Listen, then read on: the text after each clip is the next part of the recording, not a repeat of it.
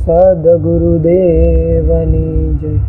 કે રામના દરબારની અંદર એવા વ્યક્તિઓ ઋષિ મુનિઓ ને એને એવી વાત કરી કે લવણાસુર નામનો કોઈ એક એવો રાક્ષસ છે ને એની પાસે આ રીતનું ત્રિશૂળ છે અને ત્રિશૂળ યુદ્ધથી જીતી જાય એમ છે કે એની સામે કોઈ પણ વ્યક્તિ પડે ને યુદ્ધમાં નરાવી શકે એમ નથી. એટલે રામ ભગવાન તો તેમ કહી જાય કે હારું હાલો આનું આપણે સોલ્યુશન કરશું. પછી જ્યારે દરબાર પૂરો થાય એટલે 2 મિનિટ શાંતિથી વિચારતા એટલે જે આજુબાજુ જે ભરત હોય, શત્રુઘ્ન હોય, લક્ષ્મણ એ પૂછે એ કે બોલો પ્રભુ શું વિચારો છો, તમે એ વિચારો છો કે આ પ્રોબ્લેમનું સોલ્યુશન કેમ કરવું? એટલે રામ એમ કે નહીં, એવા નાના વ્યક્તિ હાટો આપણે કંઈ વિચારવાનું જ ન હોય, ખાલી હું એ વિચારું છું કે એની માટે કોને મોકલવો, કે લવણાસુરજી રાક્ષસ છે જેની પાસે શંકર ભગવાનનું ત્રિશૂલ છે, આ વ્યક્તિને આપણે હરાવો હોય તો કોને મોકલવું એમ. એટલે જે લક્ષ્મણો એ વાત કરે એ કે એમાં શું વિચારવાનું, ખાલી દાસને આદેશ આપો આગળ ત્યાં જાય ને એની આખી ધરતી ઊંધીને જતી કરી નાખીએ. એટલે રામ કે આપણે એની ધરતીને ઊંધીને જતી નથી કરવાની, આપણે ખાલી જો અલગ રાક્ષસ છે ને એનો વધ કરવાનો છે. એટલે શત્રુઘ્ન એમ વાત કરે એ કે ભાઈ એક કામ કરો ને, તમે અત્યાર સુધી જો લક્ષ્મણે ત્યાં સેવા કરી, ભરતભાઈ હોતે ને અહીંયા રાજભવનમાં રહેતા, એક કામ કરો ને અમારો વારો આવવા જો, કોઈક દી નાના ભાઈ સામું હોતે ને જો. એટલે જે લક્ષ્મણ એમ વાત કરે કે જ્યાં લગન મોટા ભાઈ બેઠા હોય ત્યાં લગન નાના ભાઈને કામ કરવાની જરૂર ન પડે. એટલે જે શત્રુઘ્ન એમ કે પણ સેવા ચાકરી તો કરવી નાના ભાઈની ફરજ કહેવાય, એટલે કે એક કામ કરો, તમને અમને સેવા કરવાનો મોકો આપો. એટલે રામ કે વાત તો બરોબર છે. એટલે શત્રુઘ્ન હોય ને એને એમ કે હારું હાલ ભાઈ, તમ તારે જે આજુબાજુના જે સૈનિકો હોય એને એમ કે આપણે ઋષિ મુનિઓ જે છે ગુરુદેવ એને બોલાવી લો અને આપણે રાજ તિલકની તૈયારી કરવાની છે. એટલે શત્રુઘ્ન એમ પૂછે કે કેમ ભાઈ રાજ તિલકની તૈયારી કરવાની, મને તો યુદ્ધ માટે મોકલવાનું છે ને. એ કે પણ તું ત્યાં જાય પછી ઓલાને હરાવી તો ખરો ને, તો જે મથુરાનો જે રાજા છે લવણાસુર હારશે પછી ત્યાં કોકને રાજા નહીં બનવું પડે, એટલે તને જઈથી રાજ તિલક કરીને મોકલે, તું ત્યાંનો રાજા, ત્યાં જઈને તમે રાજપાટ ભોગે. એટલે કે ભાઈ મારાથી ભૂલ થઈ ગઈ, તમે તારે તમારે સજા દેવે તો જો, બાકી મને તમારાથી નોખો કરો માં, હું ત્યાં જાય એટલે એનો મતલબ એમ છે ત્યાંનું આખું ડિવિઝન સંભાળ, પછી તારે મારે કાંઈ લેવા દેવા નહીં. એ કે એવું કરો મને અહીંયા રહીને તમે તારે સેવા કરવા જો. એટલે રામ કે નહીં ભાઈ એવું નથી, પણ હકીકત કેવું છે, જો તેજસ્વી આત્મા એક જ જગ્યાએ ભેગા થઈ ગયા, જો એ લોકો ધારે તો બહુ સારું કામ કરી શકે, પણ એક જગ્યાએ સ્થિર થઈને લોકો સારું કામ કરી નાખો પછી થોડા થોડા વિખાયેલા હોવા જોઈએ.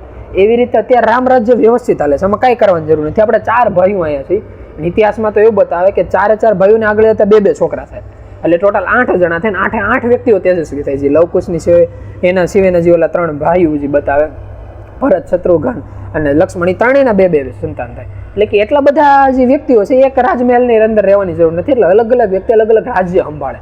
તો રામ રાજ્યનું જે અયોધ્યા નાની એમથી છે ને બહુ મોટી થઈ ગઈ. એટલે કામ કર કે તું અત્યારે યુદ્ધ કરવા જા, ત્યાં તો પબ્લિકની વચ્ચે કહી ગયા, પછી એકલામાં પ્રાઇવેટમાં શત્રુઘ્ન હોય ને એને બોલાવે કે ભાઈ આવ્યો તો, અને આવીને એને કે જો મેં તને યુદ્ધ માટે જવાનું તો કહી દીધું, યુદ્ધમાં મને 100% વિશ્વાસ છે કે તું જીતી જ જાય, પણ તો હોતે શક્તિ તરીકે હું તને એક હથિયાર દઉં છું. એ સમયની અંદર એવું બતાવે કે રામબાણ તરીકેનું એક આખું તીર બતાવે કે આ હથિયાર શત્રુઘ્નને કે શક્ય તો જરૂર નહીં, પણ જો જરૂર જેવું લાગે ને તો હથિયારનો ઉપયોગ કરી નાખીએ. આ એટલું તેજસ્વી અને તાકાતવર હથિયાર છે કે મેં ખુદ રાવણના યુદ્ધમાં તીરનો ઉપયોગ નહોતો કર્યો, તને એવું લાગે ને તો આનો ઉપયોગ કરવાની છૂટી. એટલે ઓલા કે વાંધો નહીં. પછી ત્યાંથી જે આખી સેના હોય, આખી સેના લઈને શત્રુઘ્ન નીકળે લવણાસુર સામે યુદ્ધ કરવા, પણ એમાં વિસામો લેવાનો સમય આવે. એટલે જે વિસામો લેવાનો સમય આવે ને તો ખબર પડે કે બાજુમાં વાલ્મીકી ઋષિનો જ આશ્રમ છે. એટલે આજુબાજુ એ લોકો એની જે ધર્મ પતાકાની જે ધ્વજ હોય, જે સૂર્ય પતાકા કહેવાતી હોય, એ ગોઠવે ને આખી છાવણી નાખી, આખી સેના જે હોય એ નિવાસ કરે. અને એ જેવો સમય આવે જ્યારે સીતાના ગર્ભવતીના 9 મહિના પૂરા થયા હોય, એટલે એ સમયમાં ત્યારે એના 2 બાળકનો જન્મ થાય, જે આપણે ભવિષ્યમાં કહીએ છીએ ને કે લવ અને કુશનો જન્મ થયો. એ સમયની અંદર એ 2નો જન્મ થાય અને નામકરણ કરવાનું થાય. ત્યારે વાલ્મીકી ઋષિ કેવો હોત એ કે કેવો સારો સમય કહેવાય, તેજસ્વી 2 આત્મા મૃત્યુલોકમાં જન્મ લે છે. એ સમયે આપણી જે આખી પર્ણકુટી છે એની બધી બાજુ જે સૂર્ય પતાકા છે એ ફેલાય છે. આની સિવાય ખુદ શત્રુઘ્ન પોતે એટલે અહીંયા એવા છે કે જે નામકરણની વિધિ છે આરામથી કોઈ ક્ષત્રિય તરીકે કરી શકે. એટલે એ લોકોને બોલાવે, શત્રુઘ્નને બોલાવીને એમ કે તમે હાલમાં એવું છે કે જે આ 2 સંતાન છે, આ 2 સંતાનના પિતા હાલમાં હાજર નથી, તો નામકરણ માટે તમે અત્યારે તમારું જે રાજ્ય છે એનું પ્રતિનિધિત્વ કરો છો. એટલે રાજ્યના રાજા કહેવાય ને એ આખી પ્રજા માટે પિતા સમાન કહેવાય. તમે એનું પ્રતિનિધિત્વ કરો એટલે તમે હોતે પિતા સમાન કહે, એટલે જેની વિધિ થતી ને તમે કરી નાખો. એટલે ઓલો લોકો અહીંયા શત્રુઘ્ન એનું નામકરણ કરે, લવકુશ એનું નામ પાડે. નો સંતાનને ખબર હોય, નો કાકાને ખબર હોય કે કોનું નામકરણ થઈને વયા જાય એ લોકો અહીંયાથી. અને પછી જે સીતા હોય એને બધા સમાચાર મળે, એટલે એ હોતે ને એમ કે બહુ સારી શરૂઆત થઈ. પછી જે સીતાનું આખું જીવન છે એ આખું એવું બતાવે કે 100% જીવનને એવું આવરી લીધું કે આખો ફોકસ ખાલી લવ અને કુશ માથે નાખી દેવાનો. કઈ રીતે એને ઉછેરીને મોટા કરવા કે જે એક નારી માટેની 1લા નંબરની ફરજ કહેવાય, કે બીજું બધું એને એટલા સમય પૂરતું સાઈડમાં મૂકીને ખાલી જે નવી પેઢી છે ને આને ઉછેરવા મહેનત કરવાની. એટલે સીતા આખું એની ઉપર ફોકસ લગાડી દે. બીજી બાજુ જે શત્રુઘ્ન હોય એ યુદ્ધમાં જવાની તૈયારી કરે. યુદ્ધમાં જવાની તૈયારી કરે ને ત્યારે રસ્તામાં એક જે મથુરા જે દેશ બતાવે, દેશની બોર્ડરની બહાર એક ઋષિમુનિનો આશ્રમ હોય, ત્યાં લોકો છાવણી નાખે. ત્યાં જઈને એને વાત કરે, એ જ ઋષિમુનિ હોય જે રામ રાજ્યમાં કહેવાય ગયા હોય કે લવણાસુર નામનો એટલો મોટો રાક્ષસ છે ને એટલો મોટો હાહાકાર મચાવ્યો છે. એટલે આ લોકો એની પાસે જઈને એમ કે એ કેવો રાક્ષસ છે, એની શક્તિ શું છે, એની સેના શું છે, તમે એમને કહો તમને ખબર પડે યુદ્ધ કેમ કરવું. એ સામે જેમ કેમ કુરુક્ષેત્રના મેદાનની અંદર યુદ્ધ થતું હોય તો આપણને સામેવાળા વ્યક્તિઓની શક્તિનો ખબર હોવો જોઈએ કે તમે અમને શક્તિની ખબર આપો. એટલે ઓલા વ્યક્તિ એમ કે એની માટે તમારે સેનાની જરૂર નથી અને સામે ઓલાને હોતે સેનાની જરૂર નથી. આજે આખું યુદ્ધ છે ને એક એક વ્યક્તિ સામેનું છે. ઓલા કે કઈ રીતે કે જે રાક્ષસ છે ને એ પોતે શક્તિશાળી નથી, એની પાસે ત્રિશૂળ છે અને ત્રિશૂળ શંકર ભગવાને આપેલું છે ને એનું પોતાના ત્રિશૂળ જેટલી જ શક્તિ છે. એ કે બીજે એમાં કઈ પાવર છે કે બીજે એમાં એ પાવર છે કે જાલગનની ત્રિશૂળ વ્યક્તિના હાથમાં હોય તાલગન એક અસ્ત્ર શસ્ત્ર એની ઉપર કામ ન કરે. અને આની સિવાય જ્યારે વ્યક્તિ ત્રિશૂળ છૂટો ઘા કરે ત્યારે સામે કોઈ પણ વ્યક્તિ હોય એનું વધ કરીને પાછું આવે. એટલે જાલગન વ્યક્તિના હાથમાં ત્રિશૂળ હોય ને તાલગન એનું કઈ થયા કેમ નથી. એટલે આ કે તો એનો ઉપાય શું? કે એનો ઉપાય એક જ છે, સામે જે વ્યક્તિ છે ને રાક્ષસ વૃત્તિનો વ્યક્તિ છે અને જે રાક્ષસ વૃત્તિનો વ્યક્તિ હોય એની અંદર બીજું કઈ હોય કે એનો એક અભિમાનનો નામનો થોડો અમથો પારો તો હોય. અભિમાનનો એક પારો એવો છે કે રોજ સવારે ઉઠીને એ શંકર ભગવાનની પૂજા પાઠ કરીને અને નરસંહાર માટે નીકળે. કે નરસંહાર એટલે એ એની માટે કે નરસંહાર એટલે એની માટે નીકળે. એ જંગલની અંદર ઋષિમુનિઓને ગોતવા નીકળે. એને જો કે ઋષિમુનિઓ મળે ને તો પકડીને એને મારી નાખે અને એને ખાઈ જાય.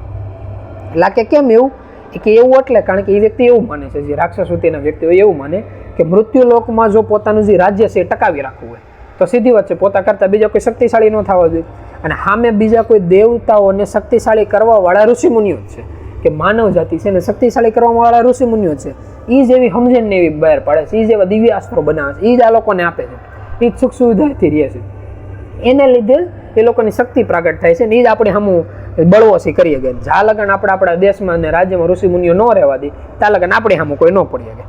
એટલે એવો એની પોતાની વિચારધારા હોય. એટલે રોજ સવારનો એનો નિયમ હોય, સવારે ઉઠીને જવાનું અને બીજા કેટલા વ્યક્તિઓ હોય ઋષિમુનિઓ દેખાય પકડીને ખાઈ જવાના, એવું પોતાનું જીવન. એટલે કે સવારે જ્યારે આ કામ કરવા નીકળે છે ને ત્યારે પોતાનું ત્રિશૂળ લઈને નથી જતો. એટલે કામ કરજો, આવા સમયે તમારે અહીંયા જવાનું, જેવો એ ત્રિશૂળ લીધા વગરનું નીકળે ને ત્યારે યુદ્ધ કરવા જવાનું. અને યાદ રાખજો ને ત્રિશૂળ પાછું લેવા નહીં જવા દેતા. જો હાથમાં ત્રિશૂળ આવશે ને તો તમે નહીં જીતી શકો. એટલું તમારે ધ્યાન રાખવાનું.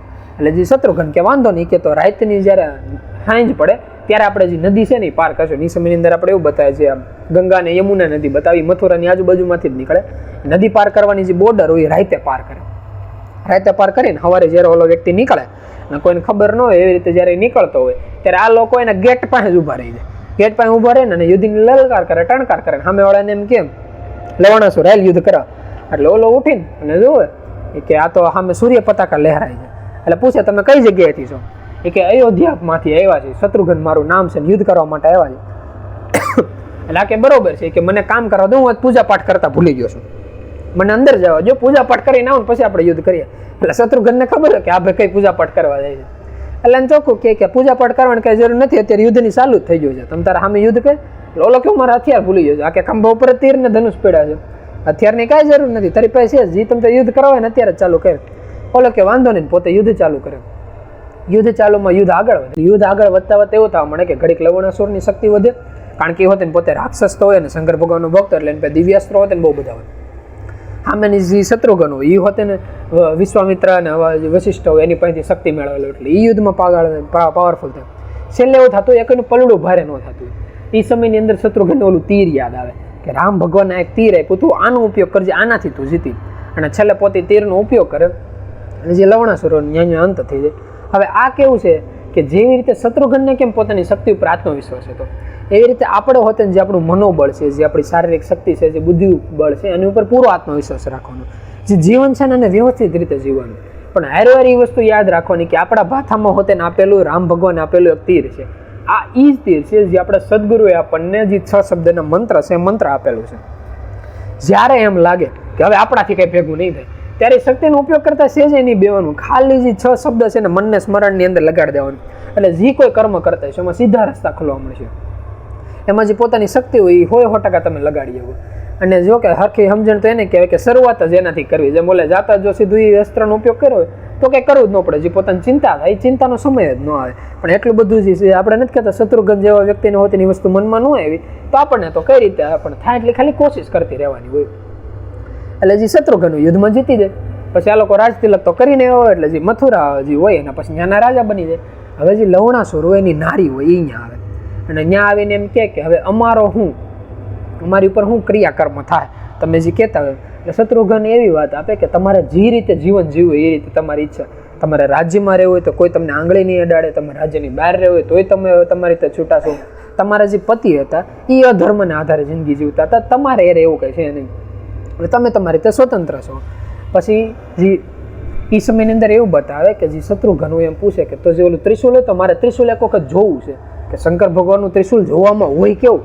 એટલે જે ઓલા નારી હોય એમ કે એમાં તો એવું છે કે જ્યારે જેવો ઓલાનો દેહ છૂટો ને એ વરદાનમાં લખાણ જ હતું કે જેવું એનું શરીર શાંત થાય એવું ત્રિશુલ સીધું અદ્રશ્ય થઈ જાય. એટલે ત્રિશુલ અદ્રશ્ય થઈ ગયું ને એમાં જ મને ખબર પડી ગઈ કે મારા પતિનું દેહાંત થઈ ગયું. એટલે ઓલા કહેતો મને ખાલી જગ્યા તો બતાવ કે જે જગ્યાએ ત્રિશુલ વ્યક્તિ મૂકે રાખતો, મારી જગ્યાના દર્શન કરવા છે.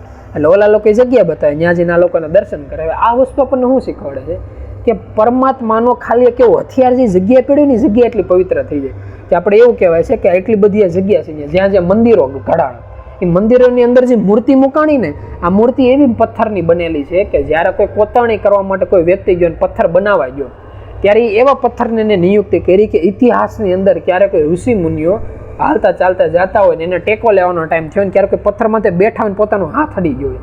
આ એ બધા પથ્થર છે કે એવું કહેવાય છે કે કોઈ ઋષિ મુનિઓનો અડેલો ખાલી હાથ હોતે ને અત્યારે પરમાત્માની પ્રતિમા થઈને પૂજાય છે.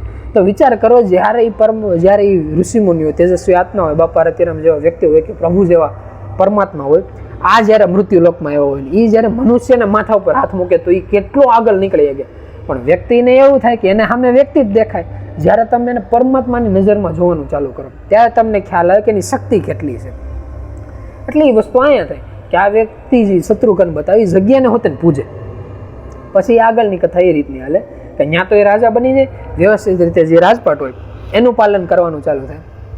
ત્યાં રામ રાજ્યની એવું થાય, રામ રાજ્યની અંદર ઋષિ મુનિઓ અલગ અલગ જગ્યાએથી એકત્રિત થતા હોય.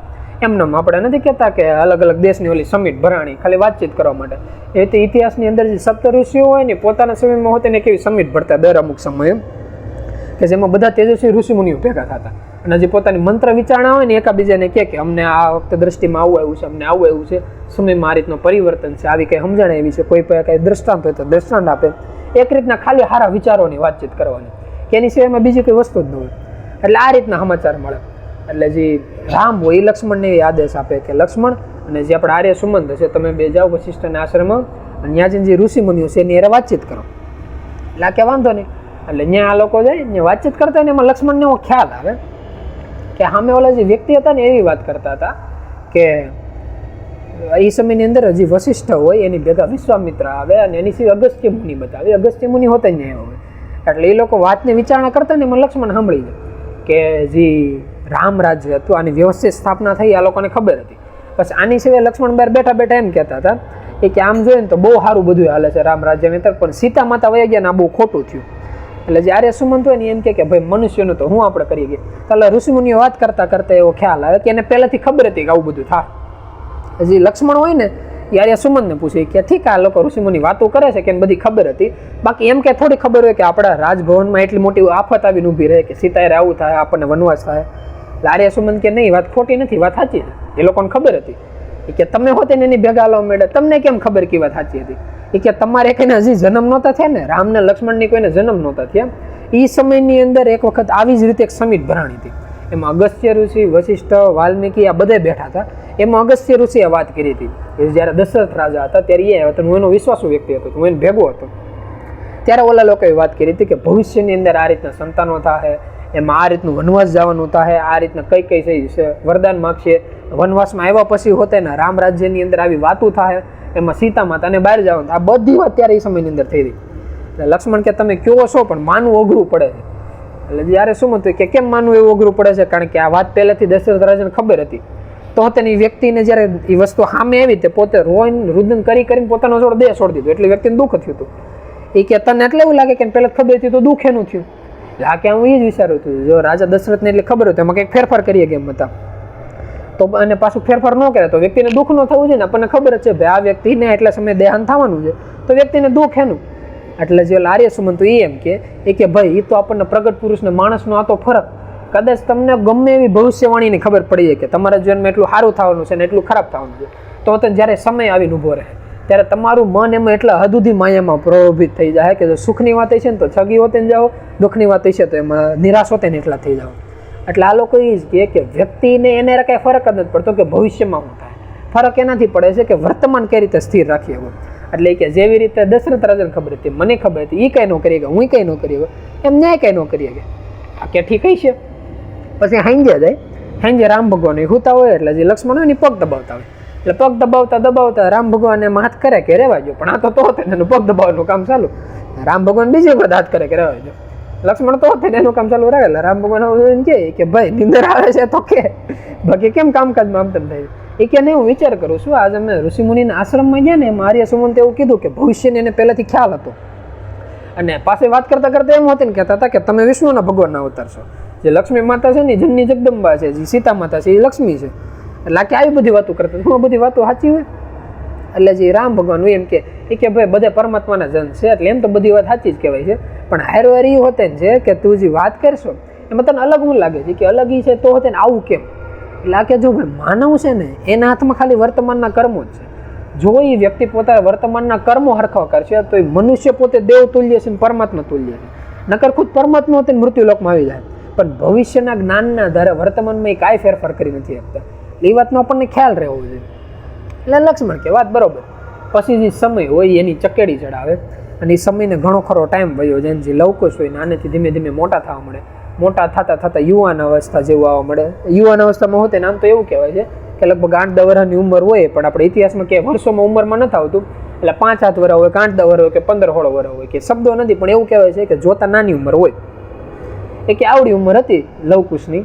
અને એ સમય એવો બતાવે કે જે એ સમયની અંદર વાલ્મીકી ઋષિ હોય એ એને બધી રીતે વ્યવસ્થિત રીતે તૈયાર કરતા હોય.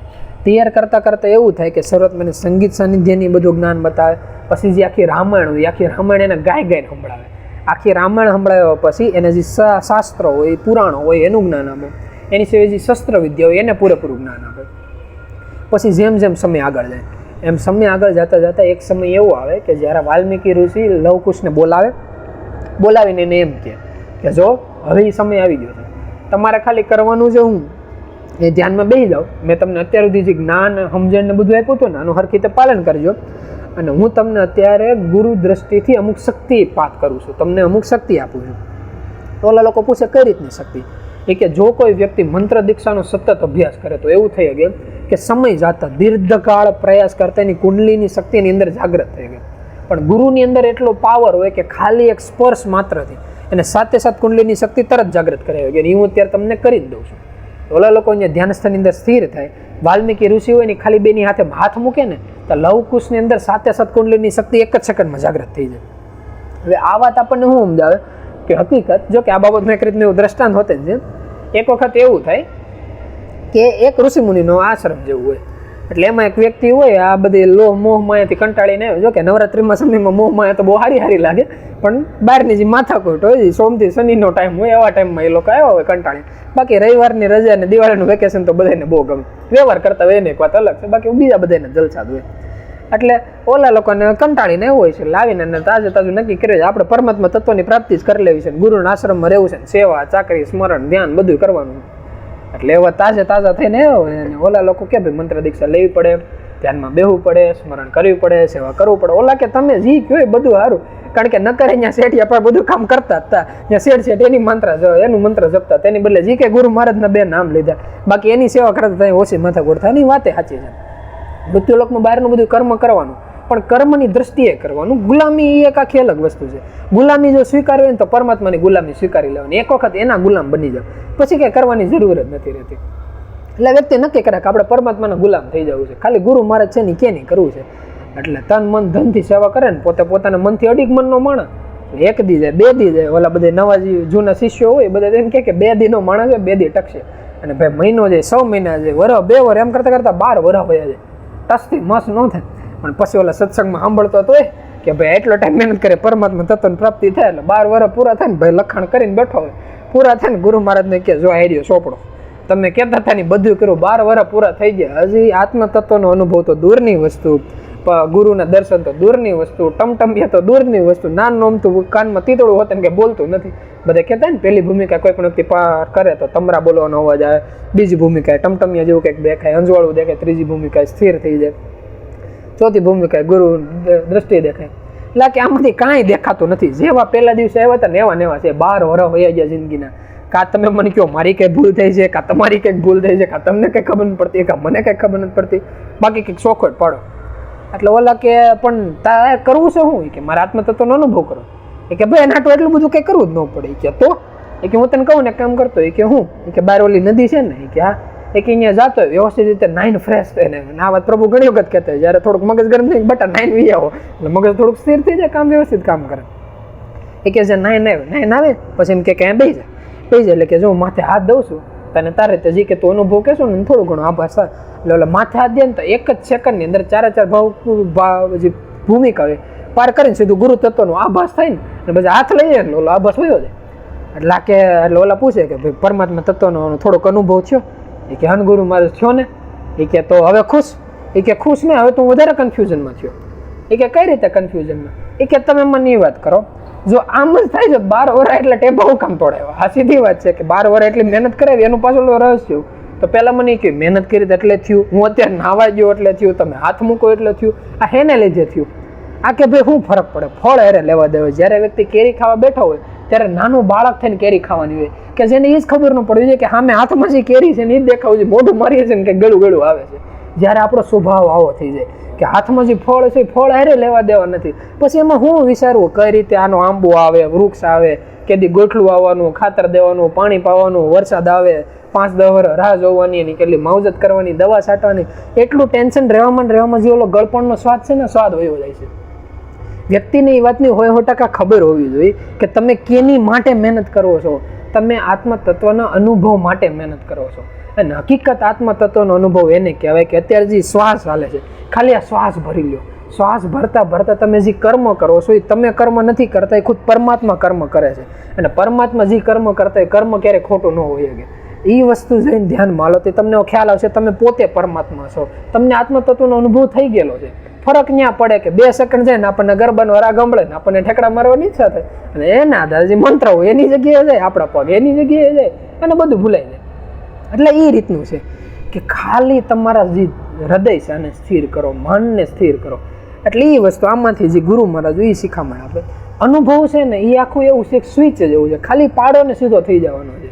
વ્યક્તિને જે કરવાનું છે એ એનું કર્મ કરવાનું છે. નકર વિચાર કરો, આપણે અનુભવ કરીએ. આપણે બાપા રતિરામ બાપા એ લોકોનું જવાનું કહેવાનું છે કે 6 મહિના 8 મહિના અનુભવ થઈ ગયો હતો તો છેલ્લા શ્વાસ સુધી પોતે ધ્યાનસ્થની અંદર સ્થિર રહેતા, મનને સ્મરણમાં લાગતા. એ શું કામ કરતા? એને ખ્યાલ આવી ગયો કે અનુભવ અલગ છે અને પોતાની જે કર્મ છે આ અલગ છે. કે જેમ કે આપણે પ્રભુને આપણે વાત કરીએ 5 કલાક 10 કલાક 12 કલાક સુધી મેં હજી હોત એને નજર સામે ધ્યાનમાં બેહતા જોયેલા છે. એને શું કરવાની જરૂર છે? તો હોતન જે પોતાનું કર્મ છે આ વ્યવસ્થિત કરે છે. એનાથી આપણને શીખવાડે છે કે ભવિષ્યમાં ક્યારે આપણને એમ ન થવું જોઈએ કે શંકર ભગવાન કેમ, શંકર ભગવાનને હું ધ્યાનમાં બેહવાની જરૂર તો હોતન 4 યુગ સુધી પોતે વ્યક્તિ બેઠા રહે. એ શું કામ? કારણ કે જે પોતાનું મન છે, જે પોતાનું કર્મ છે ક્યારે ન મૂકવાનું હોય. એટલે એવું આપણે ધ્યાન રાખવાનું. એટલે એવી રીતે જે આ લોકો વાત કરતા હોય એમ કે એટલે જે એ સમયની અંદર જે વાલ્મીકી ઋષિ હોય એ લવકુશના માથે હાથ આપે ને એટલે ઓલા લોકોને સાથે જે ચક્ર બતાવે, ચક્રની કુંડલીની શક્તિ સીધી જાગૃત થઈ જાય. એટલે એની અંદર જે જ્ઞાનનો સ્ત્રોત હોય, ભંડાર હોય, આ બધો 100% ખીલી જાય. પછી એની સિવાય વાત કરે કે હવે હું તમને આની સિવાય માર્ગદર્શન અમુક આપું છું, પણ આ માર્ગદર્શન શબ્દોમાં વર્ણવાય જેવું નથી. એટલે તમે ખાલી ધ્યાનમાં સ્થિર થાવ, હું મારી રીતે ધ્યાનમાં સ્થિર થાવ ને આખું જ્ઞાન તમને આપું છું. તમે રામાયણની અંદર અત્યારે તેની સિરિયલ જો ને તો એવું બતાવે આખી જ્ઞાનની આપલે થઈ જાય ને એમાં એક શબ્દ એક અક્ષરે ન બોલે. અને આને વસ્તુ આગળ જતાં આપણે જ્ઞાનમાં એવું કહેવાય છે કે ગુરુ અને શિષ્યના વિચારો એક મત એવા થઈ જાય છે કે આપણે ખુદ બાપાના જીવનમાં એવું હતું કે બાપા બેઠા ને અત્યારે બાપાને એ લોકો બેઠા હોય તો આ લોકોને પાણી પીવાની ઈચ્છા થાય ને તો ઓલા લોકો એમને સીધા હાલતા થઈ જાય, પાણીનો ગ્લાસ લઈને આવે કે ભાઈ પાણી પીવાની ઈચ્છા થઈ છે. એટલા હદુથી બેના વિચારો એક થઈ જાય કે ખાલી એક ઈશારો કાફી થઈ જાય, ક્યારેક તો ઈશારો ન કરવો પડે. એટલે આ કક્ષા સુધી આપણે પૂગવાનું કર્મ હોય. આ કર્મ એક જ રીતે થઈ શકે કે જ્યારે શરીરો અલગ અલગ હોય પણ આત્મા એક થઈ જાય. એની જેમ મનને સ્મરણમાં લગાડતા એટલા હદ સુધી કે થોડાક ટાઈમ પહેલાં આપણે ઘરના મમ્મા જ વાત નહોતા કરતા કે હંજે હુતા જે અનહદ નાદ ચા નીકળે કે એક હૃદયના ધબકારા એ શબ્દ છૂટવા મળે. એટલી વ્યક્તિની મહેનત ને એટલી તૈયારી હોવી જોઈએ. એટલે એટલી તૈયારી ખાલી આપણે કરવાની છે, આમાં બીજું કાંઈ છે નહીં. 6 શબ્દ છે, એટલા કોલેજના એટલા સોડા ફોડી વેળા તો હોતે ને એટલું યાદ રહ્યું નથી, પણ આ એક શબ્દ યાદ રાખી લેવાનું. એમાં થાય એટલી મહેનત કરવાની. વાલ્મીકીજી ઋષિઓ એને બધું જ્ઞાન આપી ગયું. પછી એને હેરોરી પ્રતિજ્ઞા લેવડાવે કે જો હવેથી અમે તમને અસ્ત્ર શસ્ત્રોનું હોતે જ્ઞાન આપું છું, અને આ એવા દિવ્યાસ્ત્રો છે કે તમે ખાલી ગુરુની શક્તિના કવચની અંદર રહેજો, અને યુદ્ધ કરશો ને ત્યારે સામે ગમે એવો વ્યક્તિ છે ને તમને નહીં હરાવી શકે. પણ હેરોર યાદ રાખજો, અમુક નીતિ નિયમો એવા એ સમયની અંદર બતાવે કે ક્યારે કોઈ અબળા વ્યક્તિ હોય, અબળા નર હોય, નારી હોય, પશુ પક્ષી હોય, આની ઉપર ક્યારે શક્તિનો ખોટો દુરુપયોગ નહીં કરતા. આની સિવાય કોઈ અબળા વ્યક્તિ છે અને એની ઉપર કોઈ બીજો વ્યક્તિ જુલ્મ કરે છે, ત્યારે જે પોતાની શક્તિ છે એનો ફરજિયાત પણ ઉપયોગ કરજો. ક્યારે જીવનમાં અભિમાન નહીં આવવા દેતા. આ એવું નથી એ સમયની અંદર થાય છે, અત્યારે હોતે થઈ રહ્યું છે. એક એક તેજસ્વી આત્માની અંદર શક્તિ પૂરતા જ હોય. આ લોકો ખાલી પોતાની જે હોજરી છે ને મજબૂત બનાવવાની. એક વખત તમે તમારી હોજરી મજબૂત બનાવી નાખો એટલે મોટા મોટા સ્વર્ગના રાજ્યો હોતે ને તમારા પગના નીચે રહે. એટલી સામથર્ય ગુરુની અંદર છે ને આપણી અંદર હોતે છે. ખાલી આપણી હોજરી એટલી વ્યવસ્થિત થવી જોઈએ. અને હોજરી ખાલી મનના સ્મરણથી જ થાય. જે વાયર છે ને વાયર એનાથી જ મજબૂત થાય, એ મજબૂત કરવાની. એટલે જે ઓલા વ્યક્તિ કે બરોબર, અને મોટા મોટા જે દિવ્યાસ્ત્ર હોય એનું જ્ઞાન આપી જાય ને હેરવેર એમ કે હું આ બધી વસ્તુ તમને અત્યારે એટલે આપું છું કારણ કે અત્યારે એનો સમય આવે છે, હવે તમારે હથિયારનો ઉપયોગ કરવાનો સમય આવશે. પછી એ જ સમયની અંદર એવું થાય કે જે રામ રાજ્ય હોય, રામ રાજ્યની અંદર અલગ અલગ ઋષિમુનિઓ ભેગા થાય અને અલગ અલગ પૂજા પાઠ કરતા હોય. એમાં જે રાજ્યની અંદર જે મંત્રીમંડળ હોય એમાં જે એના મંત્રી હોય એમ વાત કરે કે પ્રજા તરફથી અમુક નિવેદન છે પ્રભુ, વાત કરું. એટલે જે રામ હોય એ વાત કરે કે પ્રજા તરફથી જો કોઈ નિવેદન હોય તો એની માટે તમારે આજ્ઞા લેવાની જરૂર જ નથી. પ્રજાની જે વાત હોય તમે બિંદાસ કરી શકો. રાજાનું એક કર્મ જ હોય કે બોલો શું કર્મ છે એ કે પ્રજાને કોઈ વસ્તુનો પ્રોબ્લેમ છે એ કે નહીં, ભગવાનની દયાથી આટલા સમયથી હજી તમે રાજપાટ સંભાળ્યું છે ને, અત્યારે એકેય પ્રજાના જીવનની અંદર એકેય દુઃખ જ નથી. બેને જે કઈ વસ્તુ જોઈએ બધું વ્યવસ્થિત મળી જાય છે. આ કે તો શું પ્રોબ્લેમ છે એ કે પણ એટલું બધું સારું થઈ ગયું છે ને કે પ્રજાના જીવનમાં કંઈ નવીન નથી આવતું, એટલે એનો કોઈ ઉત્સવની જરૂર છે. એટલે રામ કે લે ભાઈ આ સારું કે પ્રજાને ખુશ રહેવા માટે એનો કોઈ ઉત્સવની હોતે જરૂર પડે. એટલે એ કે તો કઈ રીતના ઉત્સવની જરૂર છે કે તમારો જે વિચાર હોય બરોબર. બાકી જૂના સમયની અંદર આપણે અલગ અલગ રાજા રજવાડે એવું કરતા, યજ્ઞ કરે, હવન કરે, અમુક ઉત્સવો ને એવું કંઈક ઉજવે કે એનાથી કંઈક નવીન થાય રાજ્યની અંદર. અને રામજણા ઘણા ખરા ઉત્સવો આમ જ ચાલુ થઈ જાય છે કે કંઈક અલગ થાય, વ્યક્તિ થોડાક ફ્રેશ થાય એની માટે. પણ એમાં એ ભૂલાઈ ગયું, ફ્રેશ થવામાં એટલી બધી સુખ સુવિધા વધારે નહીં કે એની માટે ખર્ચા એટલા વધારે નહીં કે ઓલો પછી એમાંથી જ નવરો ન થાય. એ રીતનું થાય. એટલે જે વ્યક્તિ હોય એ વાત કરે કે જો ખુશ થવાનું છે તો આપણે ઉત્સવ કઈ રીતનું ઉજવીએ. એટલે બધા વ્યક્તિ અલગ અલગ મંત્ર વિચારણા કરતા એમાં રામ હોય એ રીતની વાત કરે કે તો આપણો વિચાર છે એવું લાગે ને તો આપણે અશ્વમેઘ યજ્ઞ કરીએ. અશ્વમેઘ યજ્ઞનો મતલબ એ રીતનો હોય, એના નીતિ નિયમો એ રીતના હોય કે ઘોડો રાખવાનો, પછી ઘોડાની માથે લખાણ લખેલું હોય કે આ ઘોડો પોતાની રીતે ફરવા માટે સ્વતંત્ર છે. એટલે જે ઘોડો હોય ને એને છૂટો મૂકી દેવાનો. પછી જે રાજ્યની વાહે જાય એમાં ઘોડાની પાછળ આખી આખી સેના જતી હોય. એ સેના ધારો કે રામ ભગવાને અશ્વમેઘ યજ્ઞ કર્યા હોય એટલે રામ રાજ્યની જે આખી સેના હોય એ સુવર્ણ પતાકી આખી સેના છે, અને ઘોડો પોતાની રીતે રખડીએ કે ભમીએ કે સામે કોઈ પણ એ રાજ્યની અંદર જાય ને તો કોઈને રોકવાનો નહીં. વાહે આવડી આખી આખી સેના છે, અને સામેવાળા રાજ્યને પોતાના તરફથી ઈચ્છા થાય ત્યારે કાં મસ્તક નમાવી દેવાનું અને કાં યુદ્ધની તૈયારી કરવાની. જો યુદ્ધની તૈયારી કરે તો વાહે જે આખી સેના યુદ્ધ કરવા માટે તૈયાર હોય, અને જો ઓલા લોકો મસ્તક નમાવી દે તો એવું થાય કે એ રામ ભગવાનના રાજ્યની અંદર નિહેઠાળ આવે. એ રીતના એના નીતિ નિયમો હોય. આ લોકો વાત કરે કે ઇતિહાસની અંદર ઘણી વખત વ્યક્તિઓ અશ્વમેઘ યજ્ઞ કર્યા છે, તો અત્યારની સમયની અંદર આપણે હોતે કરીએ. એટલે આ લોકો ડિક્લેર કરે કે ભાઈ અશ્વમેઘ યજ્ઞની તૈયારી ચાલુ કરો. અને હારે રામની સમયની અંદર એક એવી હોતે વાત કરે કે આપણે યજ્ઞ કરવાની પાછળ કી હોતે કારણ છે કે આપણાથી રાવણની હત્યા થઈ હતી.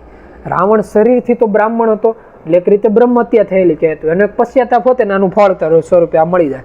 હવે વિચાર કરવા રામના વિચારો છે કે કોઈ એક રાક્ષસના વધ કરવા પાછળ એ પોતા તરફથી કર્મ કરે છે કે આનાથી આનો પશ્ચાતાપ થઈ જાય. અને એક બાજુ આપણે સામે ઓલા નથી કહેતા મુર્ગો મર્યો નથી કે ગળું વેઢો નથી. એ રીતના આપણે જિંદગી જીવન પછી આપણે એમ કહીએ કે ભાઈ આપણા જીવનમાં કેમ કે હરખું નથી થતું. પણ એ ન થઈ શકે, કારણ કે પરમાત્માનું એક ઓલો નથી કહેતા કે રૂવાડો હોતે ને આપણી અંદર હોવો જોઈએ ને, નકર આત્મા સ્વરૂપે તો અંદર બેઠા જ છે ને બધું જ હોવે છે, તે હોતે ને કંઈક વિચાર તો કરે ને. એટલે એ રીતનું થાય.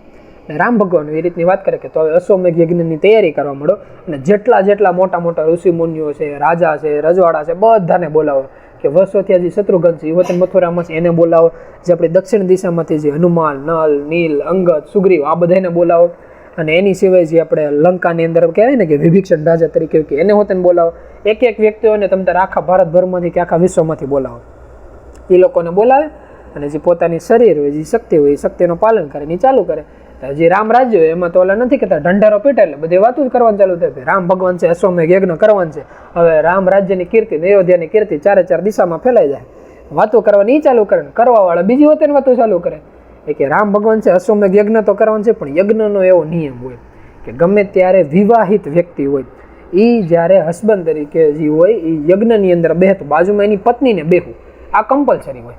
એટલે કે સીતા તરીકે તો એનો ત્યાગ થઈ ગયેલો છે, તો હવે એક જ ઓપ્શન વધે કે રામ ભગવાન બીજા લગ્ન કરી નાખે. એટલે અડધી જે પ્રજા છે એ લગ્નની તૈયારી ચાલુ કરે. રામ ભગવાન કે આ મૂર્તિ હજી તૈયાર નથી અને પ્રજા છે એ લગ્નની તૈયારી ચાલુ કરી દીધી. એટલે ઓલા લોકો તો ડબલ સેલિબ્રેશનમાં આવતા હતા કે હમણાં પહેલા તો લગ્ન થાય, પછી અશ્વમેઘ યજ્ઞ થાય ને અશ્વમેઘ યજ્ઞનો ઢંઢેરો પેટી દીધો છે. એટલે આની હું વાત કરી આ ઓલા જ કે ભાઈ લગ્નની કંકોત્રી આવી ગઈ એટલે પૂછવાનું જ નહીં ચાંદલો છો કે નહીં, થઈ જ ગયેલો હોય એમ માની હાલવા વાળા હતા. એટલે આ લોકો લગ્નની તૈયારી ચાલુ કરી દીધી. આ હમાસા રખડતા ભટકતા જે વાલ્મીકીનો આશ્રમ હોય ત્યાં પૂગ્યા. ત્યાં પૂગતા સીતા માતાને ખબર પડે કે રામ ભગવાનના લગ્નની તૈયારી ચાલુ થાય છે. એટલે સીતા માતા એ ચિંતામાં આવી જાય કે પ્રભુએ તો એવી વાત કરી હતી જ્યારે અમે છૂટા પડ્યા હતા કે એક વખત મારા જીવનમાં તમે આવી ગયા પછી સીતા સિવાય રામના જીવનમાં બીજી કોઈ નારી ન આવી ગઈ. એ કે તો આખી પ્રજામાં એટલી બધી શું વાત હાલે છે. એટલે પોતે પોતાના મનથી ચિંતાગ્રસ્ત હોય, કન્ફ્યુઝ હોય. એટલે આ હમાસા રખડતા ભટકતા અહીંયા પૂગ્યા હોય, એવી રીતે રખડતા ભટકતા રામ ભગવાન પાસે પૂગે. રામ ભગવાન બધા ઋષિ મુનિઓને બોલે કે આ બધું શું છે, મેં અશ્વમેઘ યજ્ઞની વાત કરી, ત્યાં માર્કેટમાંથી ઓલા નથી કહેતા હમાસર ક્યાંથી મળે કે ભાઈ લગ્નની વાત થઈ છે. એટલે જે ઋષિ મુનિઓ એ વાત કરી કે ભાઈ અમે એવું છે, અમને આ વાતનો ખ્યાલ નથી, પણ એ નિયમ તો ફાઇનલ જ છે કે વિવાહિત વ્યક્તિ હોય એને યજ્ઞમાં બેહવું હોય તો એને ફરજિયાત એની પત્નીને બાજુમાં બેહારવા પડે. તો કા બે ઓપ્શન છે, કા સીતા માતાને લઈ આવો એને બેહારો અને કા પછી બીજા લગ્ન કરો.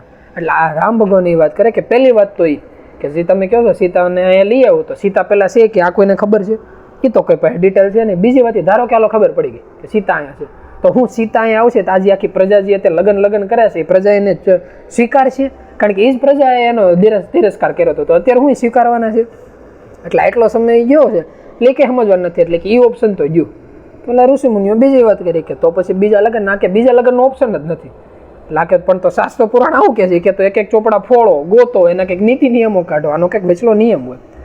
એટલે જે આ વાત ફરતી અહીંયા બાજુમાં વશિષ્ઠ મહારાજ હોય એને પૂછે કે આનો કોઈ નીતિ નિયમ, કે હા આનો એક એવો નીતિ નિયમ છે કે ગમે ત્યારે પતિ કોઈ પણ ધર્મ યજ્ઞની અંદર બેઠો હોય ને પત્ની કોઈ કારણોસર ન આવી શકે હોય ને બીજા લગ્નનો ઓપ્શન ન હોય, ત્યારે એવું થાય કે વ્યક્તિની પોસ્ટને આધારે પત્નીની મૂર્તિ બનાવવામાં આવે.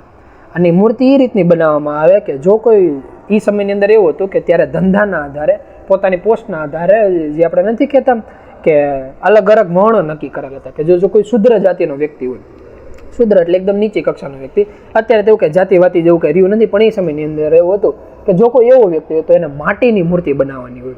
એથી જો કોઈ આગળ નીકળે કે આપણે નથી કહેતા વૈશ્ય વાણિજ્ય ટાઈપનો એવો વ્યક્તિ, એવો કોઈ વ્યક્તિ હોય તો એને લાકડા અથવા ચાંદીની એ રીતની મૂર્તિ બનાવવાની હોય. પછી એની સિવાયનો જો કે બ્રહ્મજ્ઞાની વ્યક્તિ હોય તો એને જે આપણે લાકડા આપણી કુદરતી રીતની પથ્થરની એની મૂર્તિ બનાવવાની હોય. અને જો કોઈ ક્ષત્રિય હોય ને એમાં રાજા હોય તો એને સુવર્ણની મૂર્તિ બનાવવાની હોય. સુવર્ણની આખી સીતાની હુબહુ મૂર્તિ બનાવીને અને બાજુમાં મૂકી દેવાની, બાજુમાં રામ બેહે, અને એ રીતે આખો જે યજ્ઞ છે આ પૂરો પડી જાય. એટલે જે પ્રજા હતી એનો કોકો કૂટવાનું ચાલુ, અને એમ કે સેના ભાઈ ઋષિ મુનિ લૂંટવા જ બેઠા છે, હોનાની મૂર્તિ બનાવવાની કીધી, કારણ કે જે આખો યજ્ઞ હોય પૂરો થાય પછી તો મૂર્તિ ઋષિ મુનિને લઈ જવાની હોય. અને આ પ્રજા એટલે જે આ સમાચાર રામને મળે એટલે નક્કી કરે કે ભાઈ જો પ્રજાની એક વાત સાંભળીને આપણને સેટ નથી બહુ થતું, પણ આપણા જે નીતિ નિયમો છે એનાથી થાય એટલે વચલા રસ્તા નહીં, અને રાજપાટ છે એનો અનુભવ ચાલુ કરે રાખ્યો. એટલે આ વાત આપણને એ હોતે ને શીખવાડે કે રામ રાજ્ય એવું હતું તો હોતે ને આવા વ્યક્તિઓ હતા. તો મૃત્યુલોકમાં એવું નહીં જો ના કોકે આવું કીધું, ના કોકે આવું કીધું, ના કોકે આવું કીધું. દુનિયાનું કામ છે કહેવાનું, આપણું કામ છે કર્મ કરવાનું. ખાલી તમે તમારા કર્મ ઉપર હાલા જો, જેવી રીતે એ સમયની અંદર ખુદ રામ ભગવાન એમ નક્કી કર્યું હતું કે આપણે આપણા કર્મ ઉપર હાલવાનું છે, આપણે ખાલી એ કરવાનું છે. એટલે એ વાતના સમાચાર મળે. એટલે પછી રામ ભગવાન વાત કરે કે તો પછી મૂર્તિ બનાવો, યજ્ઞની તૈયારી કરો. હવે આ સમાચાર ફરતા ફરતા પાછા સીતાને મળે અને પોતે હોય ખુશ થઈ જાય. ખુશ થઈ જાય, નક્કી કરે કે સારું હાલો તો રામ ભગવાનને આ રીતે નક્કી કર્યું એટલે એ ફાઇનલ કે ભાઈ બીજા લગ્ન નથી થવાના. પછી સમયની અંદર એવું બતાવે કે જે સીતા હોય ને એ વાલ્મીકી ઋષિ પાસે છે, અને ત્યાં જઈને એમ કે મારાથી એક બહુ મોટો પાપ થઈ ગયું છે.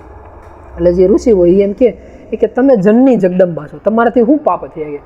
એ કે મારાથી એ પાપ થઈ ગયું છે કે મેં ખાલી 2-4 વ્યક્તિની વાત સાંભળી અને મેં મારા પતિ ઉપર સંદેહ કર્યો કે એ લોકો નહીં બીજા લગ્નનો વિચાર કરતા હશે તો, અને પછી અત્યારે હવે સમાચાર મળ્યા એવું તો કંઈ છે નહીં. અને પતિ પત્નીનો જે સંબંધ છે એ વિશ્વાસ ઉપર ટકેલો છે. એ કે આપણે આપણા વિશ્વાસને ઉપર જો આ એક સમય પૂરતા આપણે હટી ગયા તો આનું કોઈ પશ્ચાતાપ કરવાનો નીતિ નિયમ હોય તો વિધિ થતો થઈ ગયો. તો ઓલા લોકો એના તરફથી જે મંત્ર દીક્ષા આવતી હોય એ સોલ્યુશન બતાવે કે આ રીતનું વ્રત છે તમે રાખો, એટલે ટૂંક સમય એવું આવશે કે જેનાથી તમારે હકીકત તમારે પતિ છે એની ભેટો થાય. હવે આ એક વસ્તુ કેવી છે, એ સમયની અંદર એ લોકોને એવું બધું ફાવતું હોય, પણ વર્તમાન લોકની અંદર કેવું છે, ખાલી તમારું કર્મ વ્યવસ્થિત હોય ને તે સમય એની રીતે આવે. જેવી રીતે ત્યારે હોતે જે સીતા અને રામના ભેટો થવાનો સમય હતો એ નકરે આવવાનો જ હતો. એમાં એવું નહોતું કે વાલ્મીકી ઋષિ આવો કોઈ યજ્ઞ કરવાનું કીધું. જો તમે શાસ્ત્ર પુરાણ જોયું ને એમાં એ રીતનું લખાણ છે કે અલગ અલગ સહસ્ત્ર કમળના પુષ્પ લેવાના, એના અમુક મંત્ર ઉચ્ચારણ હોય, પછી શંકર ભગવાનના મંદિર જેવું જઈને શિવલિંગ ઉપર ચડાવે ને એની આખી પૂજા પાઠ કરે ને એ જો પૂજા પાઠ વ્યવસ્થિત પૂરી થાય તો રામ અને સીતાનો ભેટો થાય.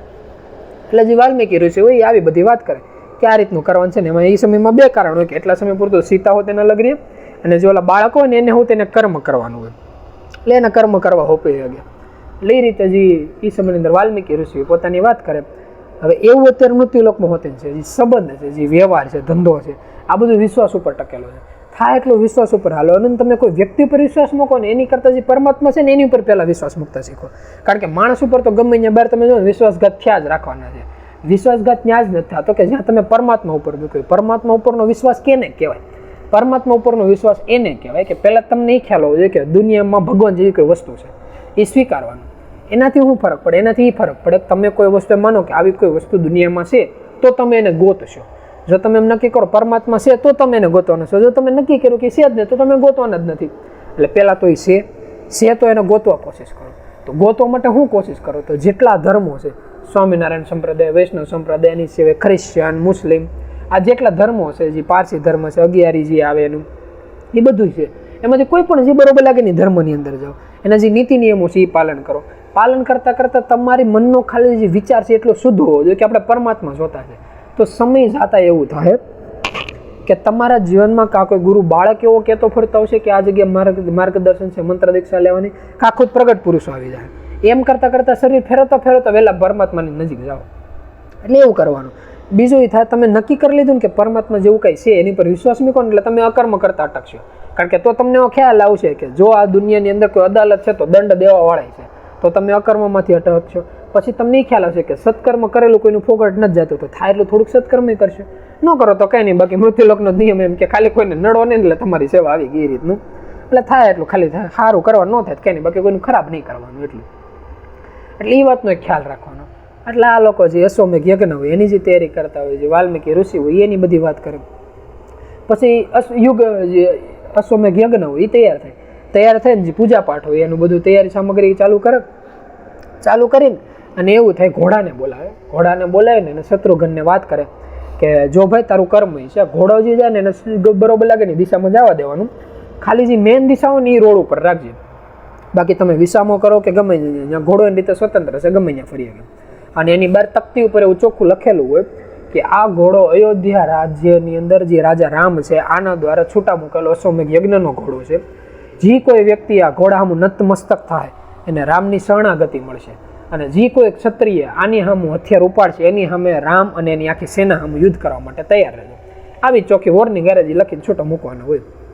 આ લોકો છૂટા મૂકે, અલગ અલગ જે રાજ્યમાં જાય, એક એક રાજાને નતમસ્તક થઈ જાય. કારણ કે બહાર સમાચાર મળી જ જાય કે જે વ્યક્તિ એક તીરની અંદર વનવાસીના વેશની અંદર જો રાવણનો વધ કરી નાખ્યો હોય તો પછી એની સામું આપણે યુદ્ધ કરવું બરોબર નહીં. બીજા જે નાના અમથા જે રાક્ષસ દેખાતો હોય તો એના નાના ભાઈ જે લવણાસુરને એવા રાક્ષસો બતાવે, નાના ભાઈ શત્રુઘ્નને એનાથી સહાર કરી નાખ્યો. એટલે કોઈ હિંમત જ ન કરે. એટલે એવી રીતે એવું કહેવાય છે કે આખા ભારત ભૂમિનું જે આખું રાજ્ય છે એ બધી ઘોડો પરિવહન કરીને આવતો હોય. અને છેલ્લે રામ ભગવાન એને સમાચાર મળે કે જે ઘોડો છે પણ આજુબાજુનો કૌશલ રાજ્ય છે ત્યાં આવી ગયો છે. પછી એને જે સમાચાર મળે એટલે એની જે આગળની કથા છે આપણે આવનારા સત્સંગમાં કહેવું. અને જ્યારે એમ થાય કંઈ કરી છૂટવું છે ત્યારે પ્રભુએ જે નામ આપ્યું ને એની અંદર મનને સ્મરણમાં લગાડજો. બોલો સદગુરુદેવની જય.